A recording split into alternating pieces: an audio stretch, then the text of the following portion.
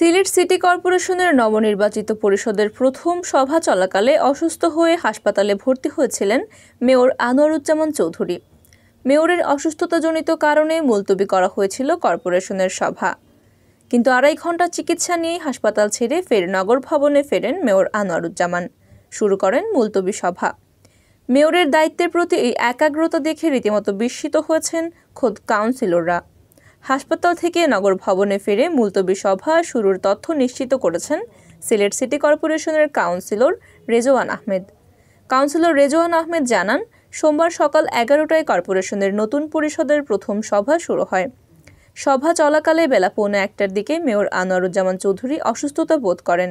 সাথে সাথেই সভা মুলতবি করে তাকে পার্কভিউ মেডিকেল কলেজ হাসপাতালে ভর্তি করা হয়।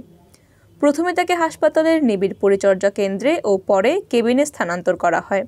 12 বছরের রিপ্লেসমেন্ট গ্যারান্টি নিয়ে তানভীর মেটালি প্রথম বাংলাদেশে।